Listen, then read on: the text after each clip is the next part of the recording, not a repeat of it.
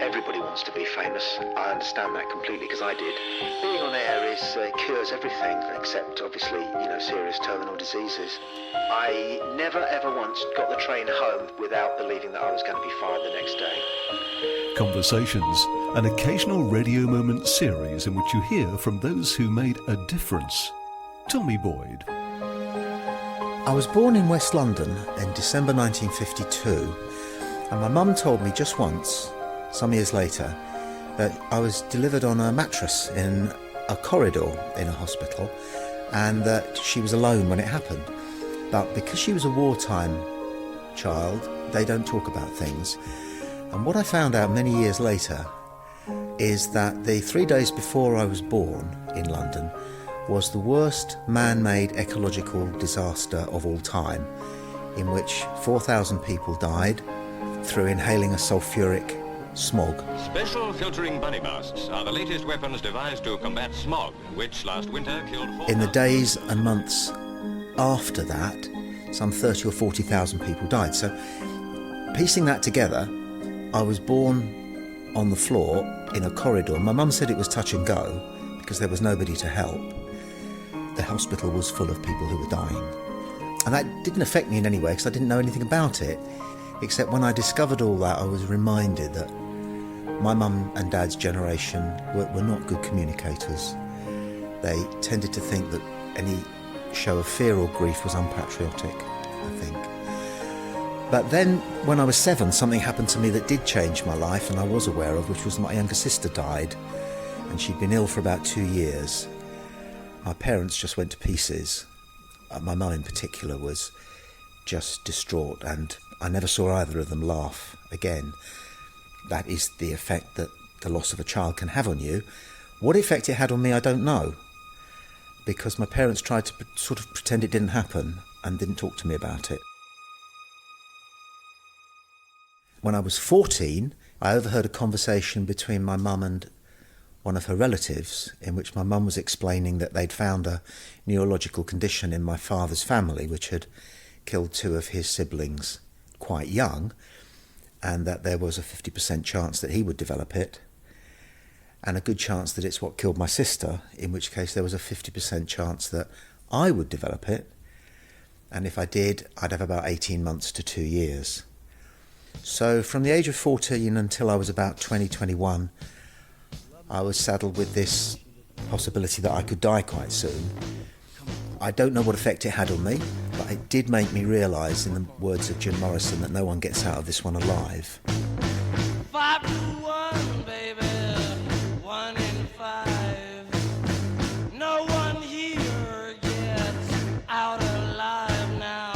So I decided to get on with my life. And one day my mum said to me whilst we were watching Blue Peter, she said, "You could do that."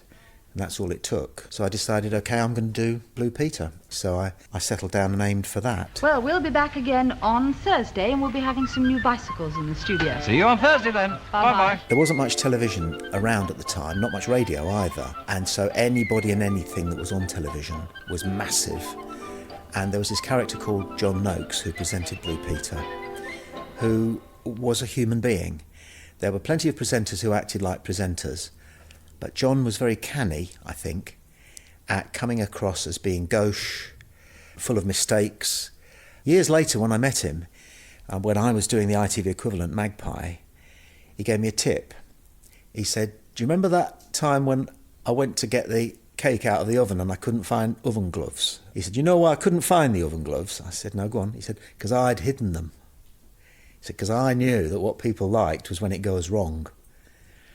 So when I realised I wanted to do Blue Peter or Magpie, I looked at the job and I saw teacher, journalist, entertainer. So I aimed to get those 3 things under my belt.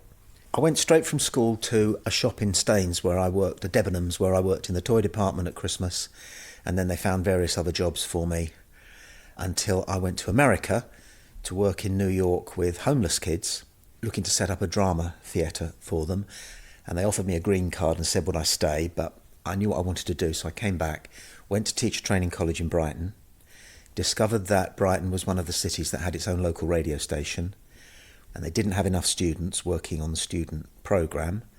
So I walked in, knocked on the door, and they said, "Yes, come in." and I was producing the programme within a couple of weeks. You can't do that now. This is BBC Radio Brighton.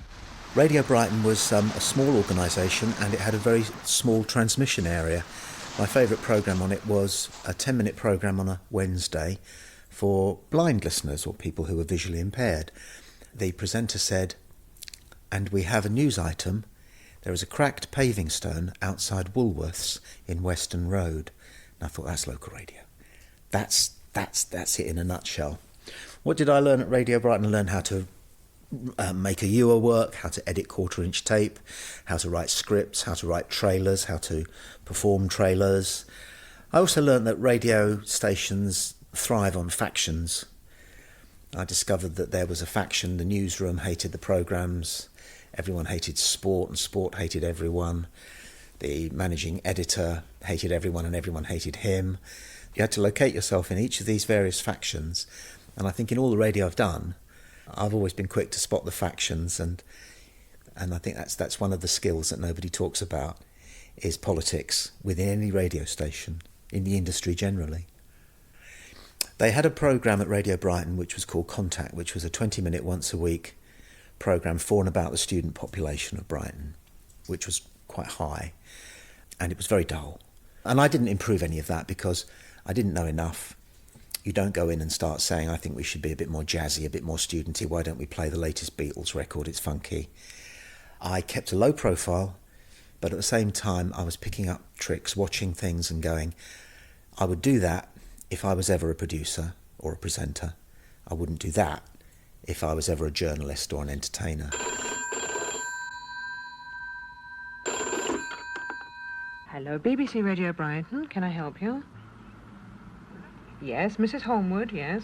I made very good friends with the man who was the overseer of the student programme, a man called Chris Warbis, who later became Christine Warbis, and was a tremendous broadcaster, a really warm, caring individual. And when I left college, I looked at Radio Brighton and thought, is there a job here?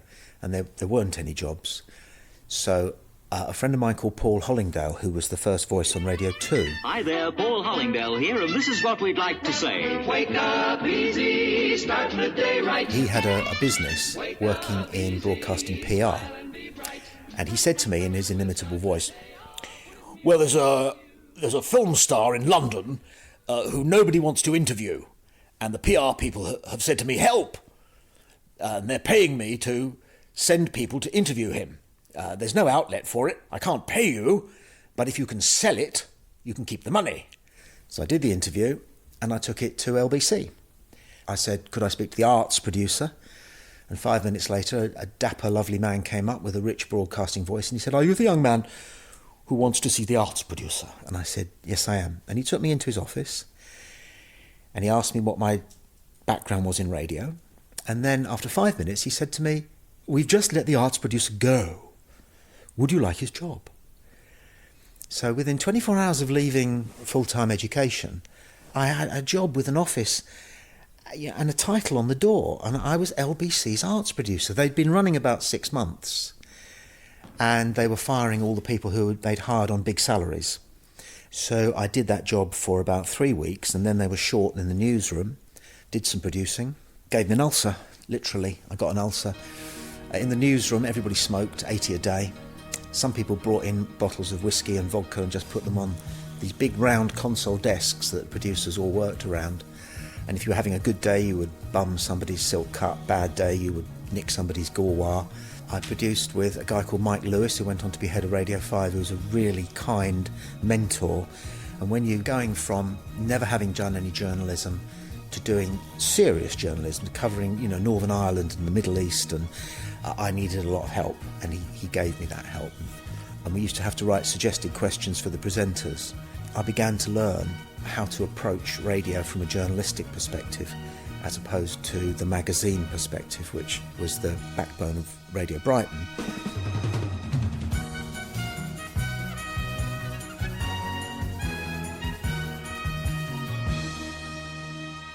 But it wasn't working in that the audience wasn't big enough, and therefore the revenue wasn't big enough. We only had 2 advertisers on LBC for about the first 18 months, I think. Freddie Barrett's Liquor Mart and the Houndsditch Warehouse. Houndsditch Warehouse went, the Houndsditch. The Houndsditch Warehouse. There's hundreds of ways everybody can save an hour store. And I'd look at the engineer, and the engineer would look at me and we'd go, oh, jeez. But the other one was for a liquor mart owned by a guy called Freddie Barrett, and he did his own ads. And it ended with, come to Barrett's Liquor Mart.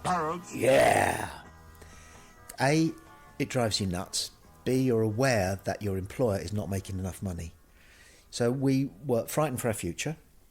We knew that LBC was being supported by the revenue coming into IRN, which was a sister company based on the same newsroom, and they were selling 3-minute news bulletins 24 hours a day to every single commercial station in the country. That income was guaranteed to increase because every time a news station was commissioned, IRN would get more revenue. And the IRN people, journalists who were pucker journalists, looked down on us, who were a bunch of misfit students like me, for a variety of reasons, including they knew that it was their endeavour that was paying our salaries. Hard-nosed journalists are combative. I saw fights. I saw people have hot coffee thrown over them because of disagreements about the validity of one news story or another. It was never personal. It was always about the news. I had 2 goes on air at LBC. They wanted to try me out as a phone-in presenter, so they gave me a 15-minute phone-in programme in the afternoon, and I was hopeless because I was too young. And, you know, in American talk radio, they say you can't do that job until you're about 50. Yeah, I was just going to ask you about that. You're going down definite this morning, are you? Yes, I'll be there from about 10:30 onwards, I should think. Well, I was there yesterday, and I'm sure you'll get a bigger crowd than I did, but we got a huge crowd, and the only thing to worry about is your right hand, because you do get cramp signing all those autographs, Therese. It's all right, I'm used to it, actually, Dougie. Oh, are you? The other job they gave me was travel. And I had a 3-week stint at Scotland Yard standing in for Therese Birch. So I had to rent a room in Kilburn because I had to be at Scotland Yard at 5 a.m. and I couldn't do that coming up from Brighton where I lived. And a funny thing happened to me, which is that I used to go around the corner to a little Irish cafe in the evening and have liver and bacon. And I was sitting in there on my own one evening, apart from 4 people sat around a table not far from me, and I listened to their conversation. 3 men and a woman. And I heard in a soft Irish accent, 2-pounder. And then I also heard Golders Green. And then I also heard 2 a.m. Anyway, I woke up at 4 o'clock in the morning in my rented room, turned on the radio, just to check if anything had happened overnight, and a 2-pound bomb had gone off in a pillar box in Golders Green at 2 a.m. And at work I'm at Scotland Yard, and I've got a big copper sat to my right and a big copper sat to my left. And I'm thinking to myself, should I tell them what I heard in that cafe? And I did something that I regret. I went, nah, I must have made that up. That can't have really happened. And it's just one of those things in life where you go back and you wonder either why you did something you shouldn't have done or why you didn't do something you should have done. There were also occasions when a story came my way and I had to get the scoop on it. The Pan Am co-pilot looks out of the window and is horrified by what he sees. I remember one night I was just leaving to go home, having put together a breakfast programme. It was 8 o'clock in the evening, and the old ticker tape machine clattered, and there'd been a plane crash in, I think, Tenerife in the Canary Islands. So I phoned our air expert, and he said yes, he'd be happy to come to the phone at 7 o'clock and 8 o'clock and 9 o'clock. But me, I had to fill a 4-hour programme. So I took my coat off and sat down. There was no actuality. There were no reporters in Tenerife. I had nothing to play, just LBC's air expert who would talk to Bob and Doug, the presenters, for 3 to 5 minutes. I had the rest of the hour to fill. So speaking a bit of Spanish, I started ringing hotels in the area of the airport on the off chance that somebody might have seen something. I was put through to a guy who turned out to be the editor of Norway's #1 newspaper who was on holiday in Tenerife, and he'd seen it. He'd been standing in the passenger lounge of the airport and he'd watched the two planes collide on the runway and burst into flames, and he'd seen the carnage. So I did 3 3-minute packages with him in a booth, and I recorded the 3 interviews with this guy who was very emotional about what he'd seen. He'd seen people on fire. And I went to bed that night feeling I'd more than done my job. I think it did go out on the satellite, and I think quite a few stations around the world played it. But, this is the thing. At 10 o'clock the following morning, when the show went off the air, I got a phone call from the person who'd put the show out, the studio director. And I thought, this is it. I'm going to get a medal.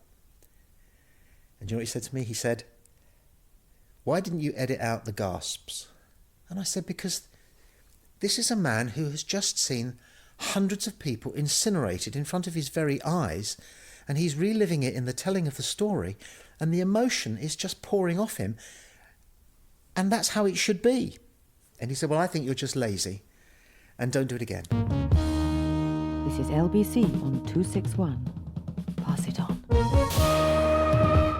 I was producing the breakfast show on LBC, and it was going quite well. And then I went to a party and found out from somebody who was at the party that one of the presenters of Magpie, ITV equivalent of Blue Peter, was going to leave in about 3 or 4 months, but it wasn't going to be announced. So that night I went home, and on my portable typewriter I typed a side and 3/4 letter to the producer introducing myself and saying that I was a journalist, I was an entertainer, I was a teacher, and I'd be, damn obvious for the job. I was 24 when I did that, and again I had a bit of luck, which was that the producer of the programme received my letter and also happened to be a listener to the programme that I was producing, and he wanted to meet me anyway to talk about it. And so he made me the first person on the list to get an audition. The audition was a 20-minute audition. You had to do a piece to camera about yourself. Then you had to interview a child, a girl who had been hired from a stage school, whose job was to be a difficult interviewee. It must have been fun. Her job was to be monosyllabic. If she was asked a yes-no question, just to say yes and no. And then I had to make a recipe. I had to make a pancake. I didn't want to appear perfect, so I sort of botched the pancake thing slightly. Instead of tasting the pancake by myself, the little girl who I'd interviewed 5 minutes before was still sitting on her stool on the other side of the studio. And quite spontaneously, I just went, "Come over here, Claire." I said, "Taste that, see what you think of it." And she went, "Mmm." And I went, all right, it's me that's auditioning, not you. And I saw some camera people suppressing little laughs, and I thought, this is going quite well. Anyway, I wound up as the floor manager was doing the wind-up signal, and I knew to say, "I look forward to seeing you next time." And they played the theme music, and it finished, and I got a round of applause from the crew. And I assumed that was normal. Later in television, when I understood what a cynical bunch they are, I realised what an accolade it was that they put their hands together for the audition. And so then I had a horrible 6-week wait for the phone to ring, or maybe not. But it did ring, and I got asked to lunch with the head of children's, and I was being on my best behaviour. And then, just before the first course arrived, she went, "Oh, I better put you out your misery, you've got the job. Now do you want a fag?" I went, "Not half." "And where's that wine?"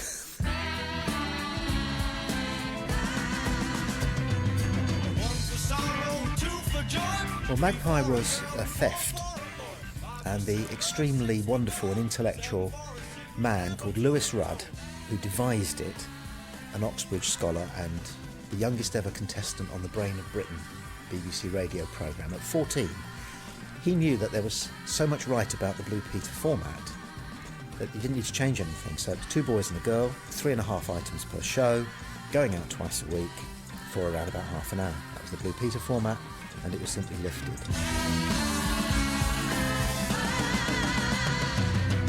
And we were a doppelganger of Blue Peter, with 1 or 2 slight differences. We were more like down the youth club drinking Coke, and Blue Peter was more dressed in your Scouts and Girl Guides uniform before you go off to the hut, drinking milk and eating muffins. We had more pop music than they did, and we had some good acts. I think we gave Kate Bush her first television performance. That was my idea. I was driving home from a nightclub at 2 o'clock in the morning, and I heard Wuthering Heights on Capital, and I thought, oh, that's going to make good television, and so it did. Out on the winding, windy moors, we'd roll and fall in green. So we played a bit more pop music than Blue Peter. We were a bit more relaxed than Blue Peter. We sometimes didn't rehearse things at all, and the cameras would have to follow us around. And I think that produced a different, and for me, better atmosphere, and also made it just such a pleasure to do. I hated you, I loved you too.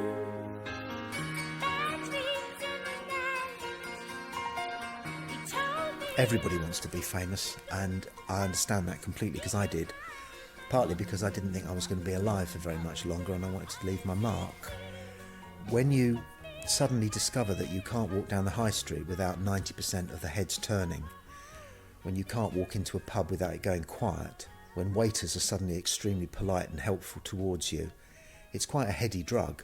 And I totally understand why a lot of people don't quite make it work for them. But I came to be uncomfortable about it quite quickly. And I used to have a mate who I trained as a teacher with, and we used to go out for a beer on Tuesdays and Thursdays and sometimes Fridays and Saturdays. And after a while he said to me, I can't do this anymore. He said, because wherever we go, you get surrounded by people wanting not just your autograph, but to talk to you and take something away from the experience of having talked to somebody who's on television. And so I got dropped by a mate, you know, literally my best man when I got married. He said, I can't stand it. And there were always things about it that were enjoyable, but increasingly being known wasn't much fun. But I was in a particular category. I was never a celebrity, and I never have been. I'm just a piece of furniture. Everyone knows me, but I was never going to do Saturday evening television. For whatever reason, I don't have any star quality. I don't know why that is. Perhaps it's because I feel a little bit guilty about being paid quite a lot of money for doing something that actually I enjoy so much.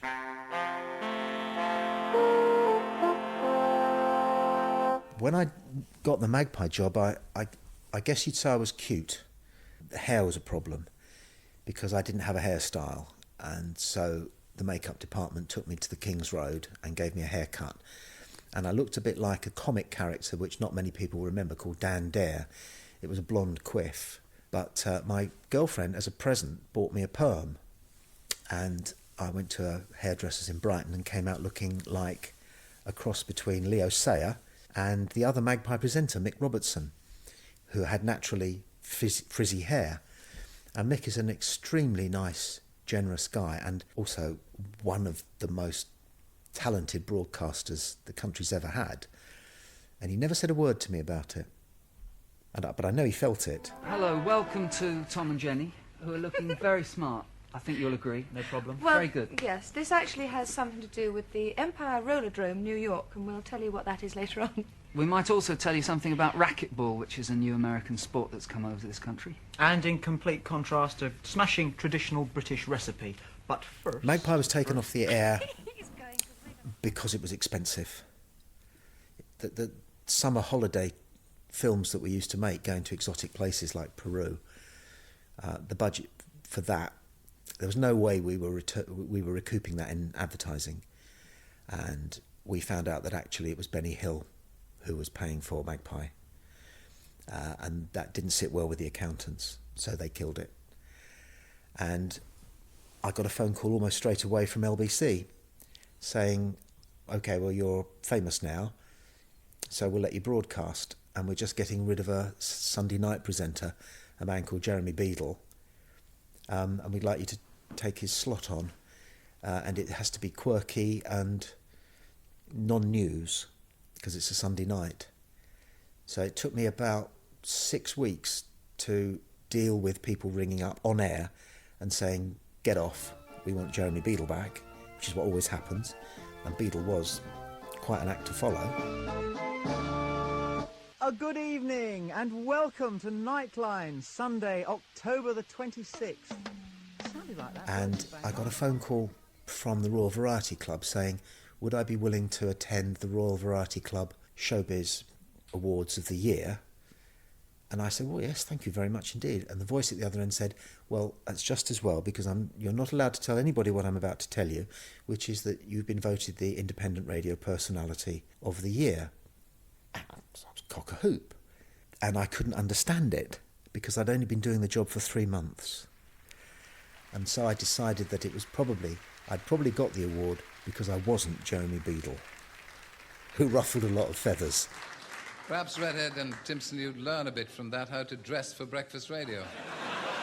After that, LBC offered me the Saturday morning children's programme, so I was back doing children's things. I was doing a programme called Jellybone for children on a Saturday morning. This is Jellybone.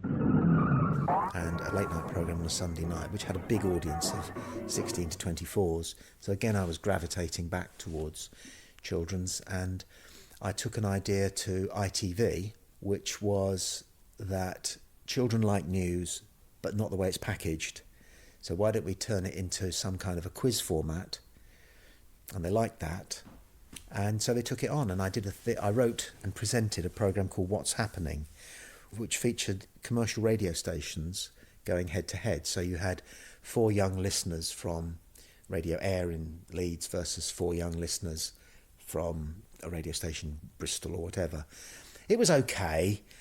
We got about 48 to 52% of the share at the time, which meant that every year you were biting your nails as to whether it would be renewed. But then what happened was that the same television company, Central, canned Tiswas, and they were looking for a follow-up programme. And they did some research, and they found out that the children of Britain's #1 hero was a wrestler called Big Daddy. So they approached him and asked him if they could build a show around him on a Saturday morning. They did some dry runs, some pilots, and he wasn't very good. And he knew he wasn't very good. It got to 10 days before the show's launch when he disappeared. And so the producers and the head of children's were in the bar that evening wondering what the heck to do, because they were on the air in 10 days. And I was over the other side of the bar having a drink, and one of them said, what about that little oik over there? And I got the job. And I did 2 seasons of that, and then I did 2 seasons of the Saturday Starship, all because I was in the bar at the time when they were tearing their hair out wondering who. And this is me being lucky all the time. And then I went on and did the Wide Awake Club. OK, well, listen, make a date. Join us next Saturday at 7:30. We've got tons of the usual stuff. And, of course, next week sees the return of number 73. Have a smashing week. See you next Saturday. Bye-bye. Bye. In between, I started to filter back into radio because 2 friends of mine who were journalists at IRN won the licence for a radio station in Brighton, commercial station, called Southern Sound. That was a fantastic, huge journalist called Keith Belcher and Rory McLeod. And because I lived 400 yards from the station, they asked me to recreate the Sunday night show that I had on LBC, and I started doing that and loved it. That again ran for 2 years. The audience was huge. People still remember it to this day because we did quirky things. We presented the show from within the liver of one of the zoo members. We were doing wacky things with sound effects and suggesting that we were on the planet Jupiter. It wasn't Hitchhiker's Guide to the Galaxy or anything, but we tried. OK, have we got all the carts fired and oiled? Take the news bed out, and standing please. by. The news bed's out, standing by. OK, have we got all our bits of paper? We haven't got the opening theme. We've got the weather. Right. Oh, do you want to read the weather? The weather? No. I stayed in children's television until 1995, doing bits of radio, and I was working for the Children's Channel when it was announced that we were going to get a national commercial talk station, and I thought that would be fun. Well, it turned out that the man who I'd suggested to be programme controller of Southern Sound and who owed me a favour, Jeremy Scott, was going to be the programme controller of Talk Radio. So the phone went and it was Jeremy, and he drove down and I was the first signing for Talk Radio. Starting from Tuesday the 14th of February, Talk Radio UK commences its service of frank and explicit chitter-chatter, entertainment and other unpleasantness. The idea of talking to members of the public on the air. Having been a Butlins Redcoat, that was meat and drink. But the station was 1/3 owned by an American chain, and they wanted a talk station. So they flew 3 of us would-be presenters, me, a guy called Moz D and a guy called Scott Chisholm to Los Angeles to show us talk radio in action. Moz had only ever been a disc jockey on a Coventry commercial station, and Scott was a television journalist. And Scott wasn't going to change what he did, and he was right not to because he was good. And Moz didn't really know his way around radio, but I'd done enough talk radio to understand what I was seeing, and I was mesmerised by what they did and how they did it. Lots of people in broadcasting, sadly, think that talk radio is about being a shock jock and saying something horrendous. But when you see it being put together, and the creative talent, and the commercial drive, and the ambition, I wanted to bring that home and do the British version of it. But I only ever met resistance because there was a fear that all I was going to do was say, hello, good evening, and bollocks. And there's so much more to it than that. What allowed them to do it in America was Ronald Reagan relaxing the fair play rules about radio. American radio used to have to balance. Well, Reagan did away with that. And radio stations discovered that there was a huge audience that wanted to hear right-wing views.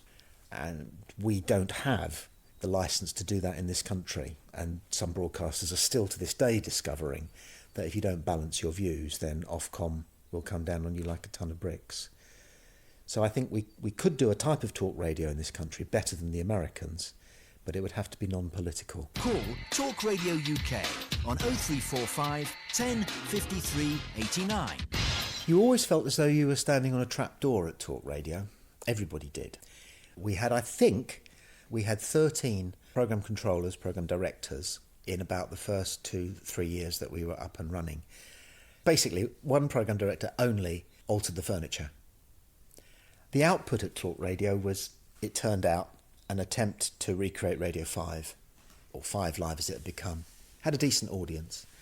And if they could get that sort of audience, then they would start to generate money. So talk radio looked to imitate Radio 5. That wasn't going to work because we didn't have the resource. The BBC have got such resource. Not only people, 14 and 15 producers on every show, whereas talk radio had 1, but cross-promotion, which, when he arrived at talk radio, Kelvin Mackenzie was quite right. The station is never going to be able to compete with the BBC because we can't get TV promos, we can't get Radio 4 mentioning us, we can't get Radio 1 promoting us. So he came up with the idea of turning it into a sports station. And he was right. I mean, that was a genius move. You either like or hate Kelvin Mackenzie. Almost everybody hates him, but I do both. I think the bloke's fantastic and a genius, but at the same time, I can't stand him. I'm not. You were. No, look, I'm not. You are. I'm not. I'm not getting into this. Yes, I am. No, I'm not. But well, don't start it then, because I've said to you about 6 times that I have not changed my tack, and all you have done is come back and said, yes, you have. Well, I haven't. Talk Radio tried a lot of different formats with me. The first one was a bog standard. You interview guests about kind of interesting things. Then I had a new producer who said, let's talk about in the afternoon the news stories that nobody has yet talked about. Nobody had talked about them because they weren't very interesting. So we got no phone calls and I had no guests. So sometimes I would talk for 2 hours. But then the station recruited a little guy called Peter G, a Scots guy, to do all the trailers. And he has a tremendous sense of mischief and anarchy about him. And he would come in and he would say, oh, Tommy, why don't you talk about something like this? Why don't we give all the homeless people a free dog? Because the dogs' homes are full of dogs that need a home, and homeless people all need someone to snuggle up to. I would say, you can't say that, Peter. Go, oh, you can in the right way. So what we did was we took the American talk format, which is where you do a monologue, and then you take dissent. It's called monologue debate, but it's monologue dissent. So I would do an 8-minute monologue suggesting something utterly stupid, ridiculous. Oh, I've just bought myself a jet ski, aren't they fantastic? Knowing that everybody hates jet skis. Another one I said was that Elvis Presley was a fantastic actor. It's a shame he couldn't sing. Completely impossible to argue. For example, I said dry cleaning doesn't exist. They wash your shirt in a washing machine, dry it, iron it, and then spray it with essence of pear drops, wrap it in plastic and charge you £4.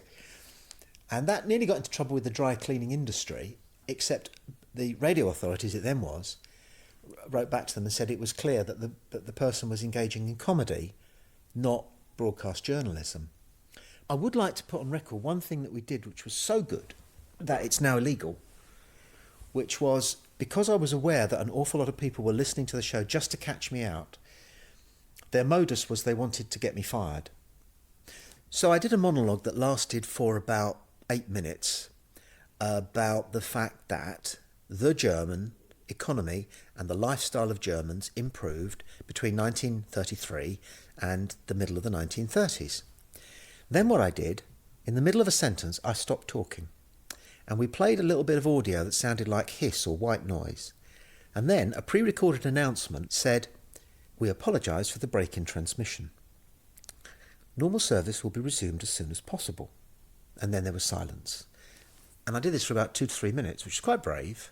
And then I came back with a call that I'd recorded myself. So it was me pretending to be an old listener who was incensed.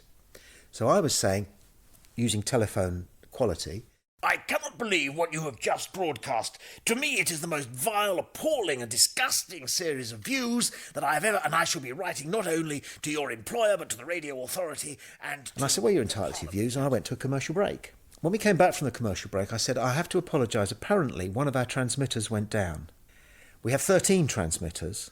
12 transmitters heard what I said, but apparently 1/13 of our audience did not." And I carried on, because the switchboard was full of people who claimed that they'd heard what I'd said and wanted to get me fired. So I had a succession of callers complaining about something that they hadn't heard. But the implication was that what I'd said that other people had heard on transmitters that were working was vile. It was a personal exercise for me to prove that there are people who are even prepared to lie, not just distort in their own minds what they think they've heard, but lie about what they might have heard in order to get the person on the radio. It's like the poppy syndrome. For the 3 weeks prior to Armistice Day, if a presenter is not wearing a poppy in the proper way, they will be utterly crucified and vilified. And it's the same sort of mentality. We've got to get him. We've got to get him. And so the opprobrium grew and grew and grew. And as I was leaving the building, there was a phone call through to reception, and it was from a person who claimed to be the editor of the Jewish Times, saying, "How could I justify what I said?" And I said to him something that I'd said to other listeners. "Did you hear what was said?" And he said, "Oh, yes." He said, "Well, I wouldn't repeat it. I wouldn't say it out loud." So complaints, an unimaginable amount of complaints went to the radio authority. Our compliance officer said to me, "I've listened to it," he said, "and it was brilliant. There was one line in your monologue that I'm uncomfortable about, where you said that there was something very striking in a good way about the uniforms that some of Hitler's people wore. That's something that Brian Ferry has got into trouble for saying, I believe, just more recently. And I could see his point. It was really important that in my monologue, I was very historically accurate and fair and balanced and journalistic about the journey that the German people had from their own perspective through the 30s.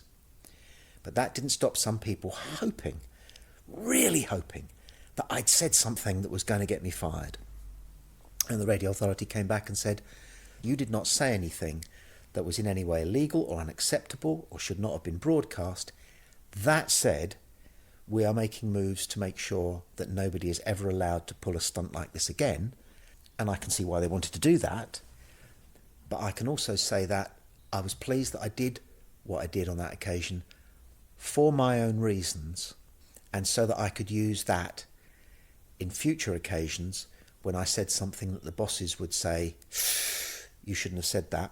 We've got lots of complaints." I could say, "Yeah, but those are people who are simply out to get me. They are not people who are taking a balanced view about what I'm broadcasting. They are the people who used to be hunter-gatherers who don't have anything to hunt anymore." Your programme is absolutely rubbish. Yes, I know. What can I do? absolutely rubbish tonight. It's appalling. What can I do? Get somebody else to broadcast. We need some better callers as well. Yes, that's another thing. That Doncaster. I never ever once got the train home from doing that slot on Talk Radio without believing that I was going to be fired the next day. I would sit on that train with a can of lager and I would think to myself, right, what have you done wrong today? And I would tick them off. I would go, well, you shouldn't have said that. You crossed the line there. Somebody's going to be able to complain about you as a result of that. There are those people in the building who want you fired. There are those people at the radio authority who might have views about you. The interesting thing was that journalists liked it. I had very little negative copy. In fact, Stephen Armstrong, a critic then for Mail on Sunday, who now is an eminent arts critic with The Times and The Guardian, he wrote, Tommy Boyd presents the funniest show on British radio. And that's an accolade I took to my heart because previously the funniest show on the radio had been The Goons, Hancock, Hitchhiker's Guide to the Galaxy. I wasn't in that league. I'm trying to put myself in the position of being an enterprising burglar. Okay. And I want to rob your house. Yep. And you've got a monitored system. Right. And I walk up to it, cut the telephone line, and in I go, and nobody knows. Well, you go right ahead and do that, and you will be in strange ways in about 20 minutes. I'll tell you why, because all of these monitoring systems alert the monitoring headquarters as soon as the wire is cut. As soon as the wire is cut? Yeah. Ah, well, there's the flaw in my argument, Tommy. Yeah, I hope you're glad I told you that, Burglar Bill. Yeah, OK, Tommy. I had a programme director called John Simons at Talk Radio who was brilliant. He got it. And he used to encourage me to do a slot on a Friday afternoon called The Wonderful Hour. And his thinking was purely tactical. Because so much of what I did appeared to be so toxic, even if it was also funny, he felt that I could rescue it if I did something that was completely and utterly endearing. So I came up with The Wonderful Hour, in which I would list a few things in my monologue that were wonderful. You know, the obvious ones, freshly baked bread and freshly mown grass, other little things. And then people would ring in their droves just to share things that they thought were wonderful. I remember a lorry driver ringing up and he said, "Hey Tommy, I'll tell you what's wonderful, mate. I was in a shop and I was buying some food and there was a little old lady in front of me in the queue and she only had some eggs and some bread and she dropped her money on the floor and it went everywhere and she said, 'Oh dear, I must find every penny because that's all I've got to last me until pension day on Thursday.' And so we all got down on our hands and legs and she said, it's 97 pence it is and I need every penny of the 97 pence. Anyway, we got all the money together, Tommy, and it came to over £5 and I'm sorry, mate, I've got to go because I'm filling up again." And I'm crying, telling the story. But the following Monday, someone came on the air and said, "Sorry to be cynical," he said, "but maybe this was a scam that she was pulling up and down the country." Tommy Boyd, he knows it all. Catch him if you can, weekdays 4 till 7 on Talk Radio UK. We just about cracked it in the afternoons, and the programme controller, Johnny Simons, did a presentation. He brought all the presenters in, and he showed everybody's listening figures in graphs. And I was enormously pleased and embarrassed because there was this huge spike in the afternoons. We were beating Radio 5. So I just about thought to myself, OK, I can get a 2-year contract out of this, a rolling contract. Because I can't stand these contracts with 3 months opt-out. That's just a 3-month contract, man. So I was negotiating a 2-year rolling contract. Then suddenly everyone had long faces, and that was because the station was going to be sold. Kelvin Mackenzie was buying it, and he was going to fire everybody, was what we heard. And indeed pretty much what took place. 3 days after Mackenzie arrived in the building, having fired all the management, I went in to see him because I wanted to say to him, just check the figures because this works, what I'm doing. But he said to me with his serious face, he went, "Don't be rude to the listeners." And what I should have said to him was, I'm not rude to the listeners. I'm actually very, very polite and supportive to the listeners. I'm rude to the callers because the listeners want me to be rude to the callers because the callers are stupid enough to think that the propositions I'm making are real. But I didn't want to offend him, so I didn't say that. And the following day I was called in to the acting programme controller and he He asked me the second most unusual question I've ever been asked at work, which is, do you like football? I realise now why he asked me if I like football, but he fired me nevertheless. And then I was into legal disputes with them about my contract, because I did have a 2-year rolling contract, so they owed me 18 months worth of money. But I didn't need to go down the legal route because I got a phone call from John Simons, who'd just been made programme controller of LBC. And he said, come across, what slot do you want? I'd like you to do afternoons. And I said, I'll give you breakfast. I said, because I used to produce it. And the idea of having produced it for Bob Holness and Douglas Cameron and then presenting it with Anne Diamond, it tickled me. But John got fired after 3 months for a stunt in which he pretended to be a caller. I don't know if... Oh yeah, John doesn't care. He pretended to be a caller complaining about my show who had a heart attack and died on the air.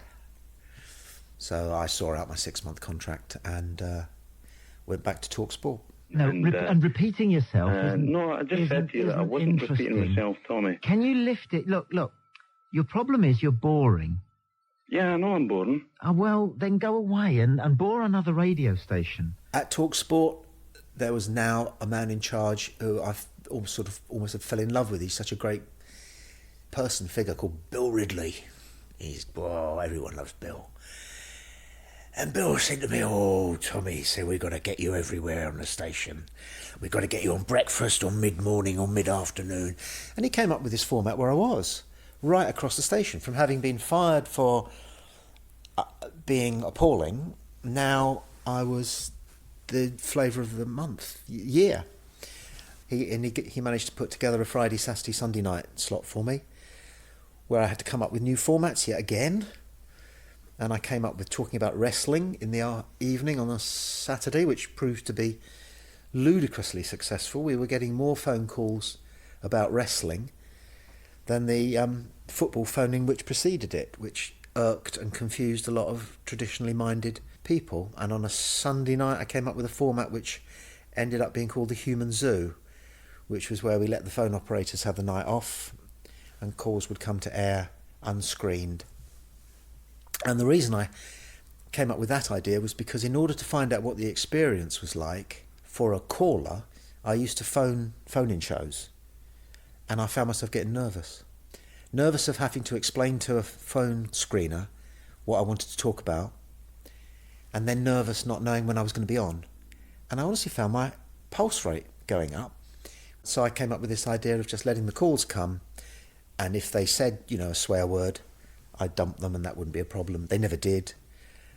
And after about 6 weeks, I found out that we were averaging, I think it was 36,000 calls an hour, which is a lot. And so the head of finance decided to make money out of that, so he metered them. And he bought into a piece of software which meant that everybody who phoned the station would be put on hold, and they'd all be paying 90 pence a minute for the privilege. Well, that didn't work because people stopped calling. But the format still works, and there are still people trying it. My friend Ian Lee at the New Talk Radio occasionally tries it. Let's go to line 1. Good morning, you're live on Talk Sport. Hello there. Hello. Hello, who's this? And then I allowed the microphone to stay on when a caller called on the night that the Queen Mother died. And I was busy checking my emails, and a caller came on and said I would like to pay tribute to Her Majesty. So I thought, this is safe as houses. So I switched off, and I started going through my emails, and then I became aware that the voice had changed in its timbre. And I thought, he said something he shouldn't have done. But I didn't know what it was. So I said something like, I cut you off. I didn't exactly catch what you said, but I don't agree with it.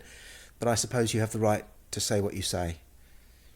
And I got a phone call about a week later from Bill Ridley.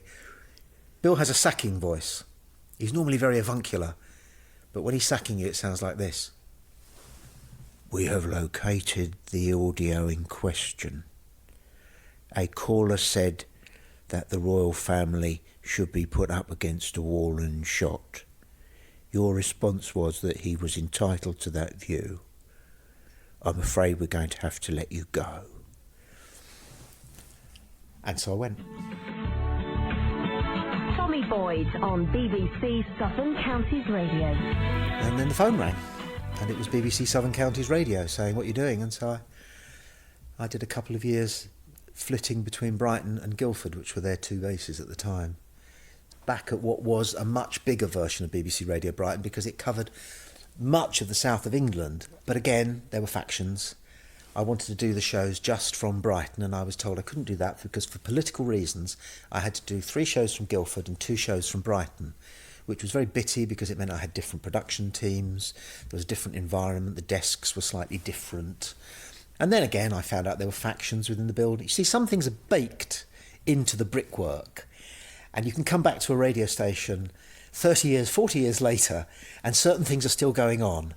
The big difference I found between Radio Brighton back in the 1970s and Southern Counties, which was BBC Radio Brighton, much bigger in the 1990s, was that there was a new set of factions, which was married couples. And that was very prevalent at Southern Counties. So again, just as at Radio Brighton you had to find your factions, at Southern County you had to find your factions, because they didn't have to worry too much about audiences. They would get their £2.5 million of BBC licence money to carry on broadcasting pretty much whatever they did, as long as it looked as though it was of use to the community. And I didn't fit in too well because I wanted to do something that would fit into any community anywhere. I wasn't particularly interested if there had been a faulty iron started a fire in a house in Red Hill. 0845 957 0057 is the phone-in number. It's BBC Southern Counties Radio. I must say, this is a very... By the time I left Southern Counties, I'd realised that I didn't want to have to do all the travelling that I was doing.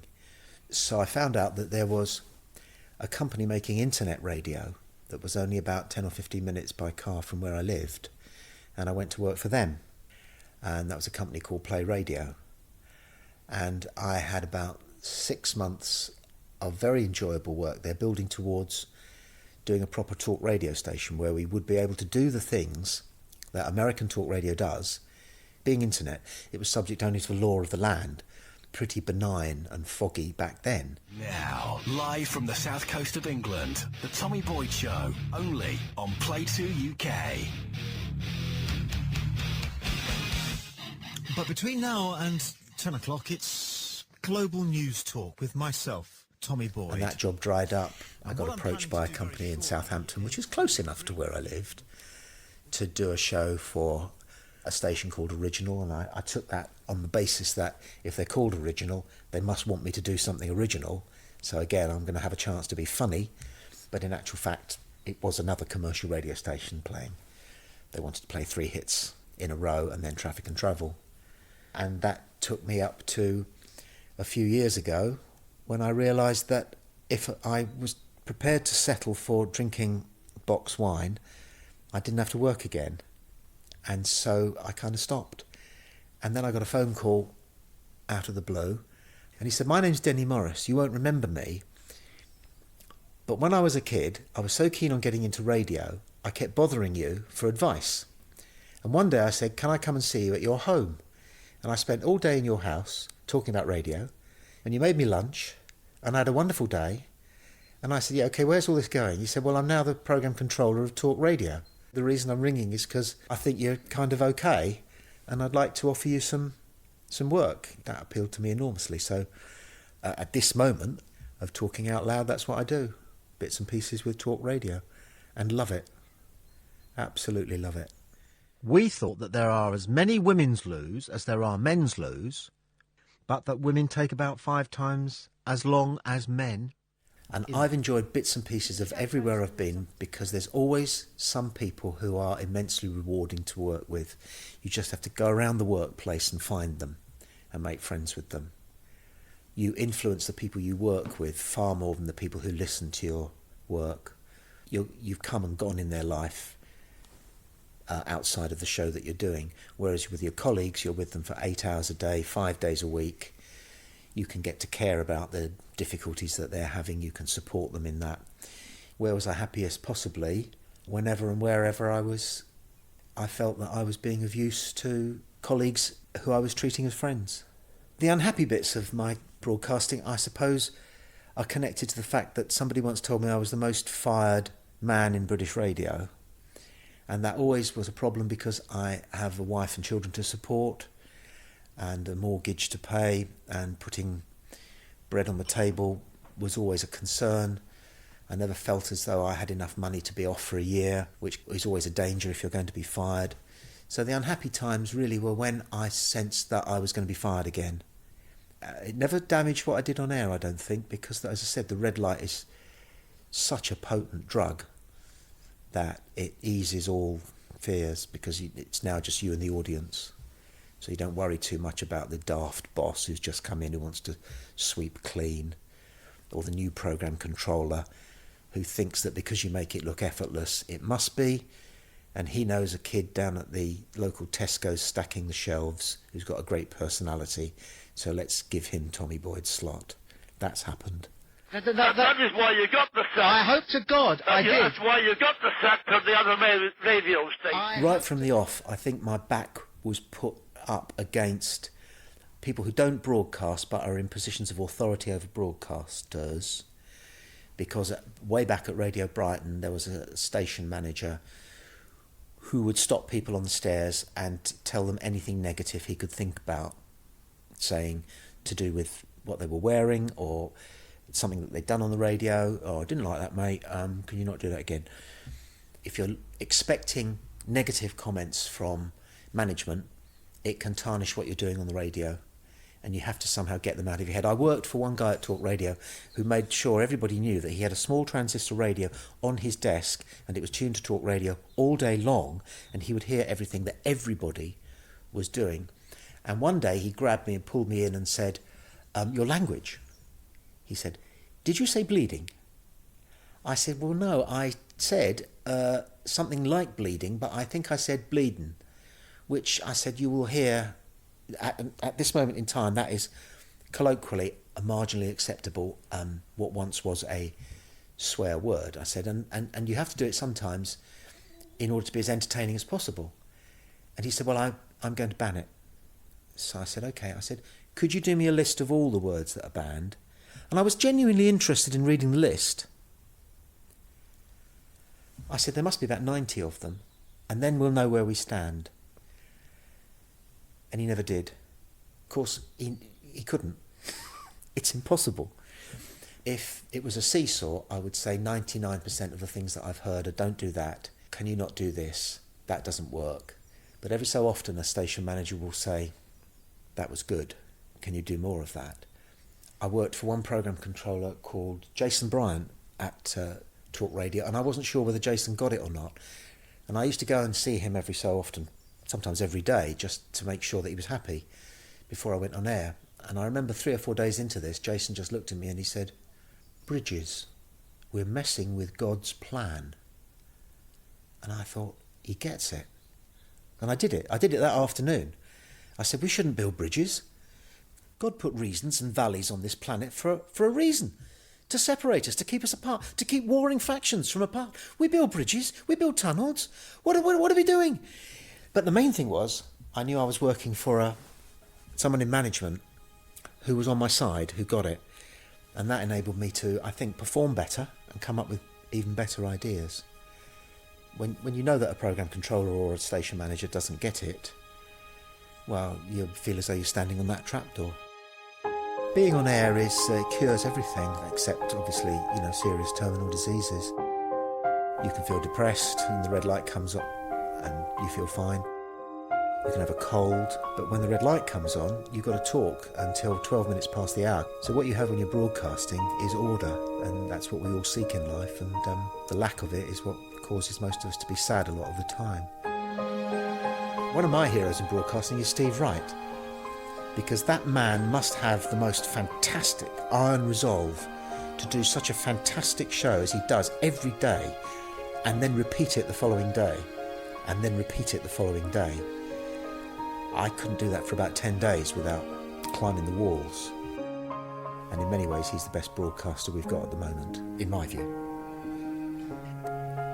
If there are people who think that they might want to try and do things that they've heard me do, a piece of me wants to say to them, you really shouldn't do that, because I bet you've got much more to offer if you explore yourself and find out what it is that's true about you that other people would benefit from hearing because it's possibly true about them.